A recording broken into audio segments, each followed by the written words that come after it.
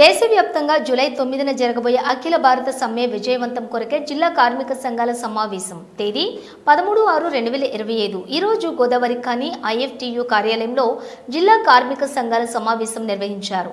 ఈ కార్యక్రమానికి ఐఎన్టీయూసీ జిల్లా అధ్యక్షులు భూమల్ల చందర్ అధ్యక్షత వహించగా ఈ సమావేశంలో ఏఐటీయూసీ పెద్దపల్లి జిల్లా ప్రధాన కార్యదర్శి కడారి సునీల్, సిఐటియు జిల్లా ప్రధాన కార్యదర్శి ఏ ముత్యంరావు, ఐఎఫ్టి రాష్ట్ర అధ్యక్షులు కామ్రేడ్ ఐ కృష్ణ, టీయూసీఏ జిల్లా అధ్యక్షులు తోకల రమేష్లు మాట్లాడారు।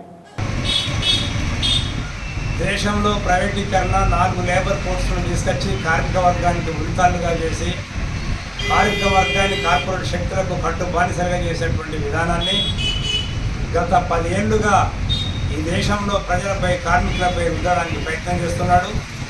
దీన్ని వ్యతిరేకిస్తూ దేశవ్యాప్తంగా ఉన్నటువంటి ట్రేడ్ యూనియన్లు, ఫెడరేషన్లు, అనేక కార్మిక సంఘాలన్నీ కూడా ముక్త ఖండంతో ఖండిస్తూ దేశవ్యాప్త ఆందోళన కూడా పిలుపుకోవడం జరిగింది। ఇప్పటికే స్వతంత్ర భారతంలో ఈ 70 ఏళ్ల కాలంలో 29 చట్టాలని మనం ప్రభుత్వ రంగం ద్వారా అనేక చట్టాలని మనం అమలుపరుచుకున్నాం। ఇవి ఉన్నటువంటి చట్టాల కోడలు తీసేసి ఇవాళ 4 లేబర్ కోడ్స్ తీసుకొచ్చి ఈ 4 లేబర్ కోడ్స్లో ఒకటి పని గంటల పెంపు, అసలు ట్రేడ్ యూనియన్లే ఉండడానికి వీల్లేదు, అనేక సెలవులు రద్దు, ఈ అనేకమైనటువంటి దుర్మార్గమైనటువంటి ఈ 4 లేబర్ కోడ్స్ను ఖచ్చితంగా రద్దు చేయాలని చెప్పి దేశవ్యాప్తంగా కార్మిక సంఘాలు పోరాడుతున్నాయి।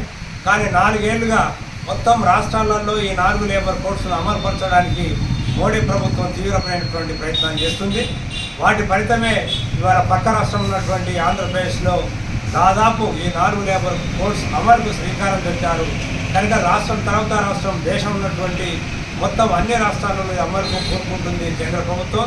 దీన్ని తక్షణమే మనం రద్దు చేయడానికి ఈ జూలై 9న జరిగేటువంటి అఖిల భారత సమ్మెలో సింగరేణి కార్మికులు, కాంట్రాక్టు కార్మికులు, విద్యుత్ కార్మికులు, సిమెంట్ కార్మికులు, జిల్లాలో ఉన్నటువంటి రాష్ట్రంలో ఉన్నటువంటి సంఘటిత అసంఘటిత ప్రభుత్వ రంగ కార్మికులందరూ కూడా పాల్గొని జయప్రదం చేయాల్సిందిగా ఐఎఫ్టీ పక్షాన విజ్ఞప్తి చేస్తారు।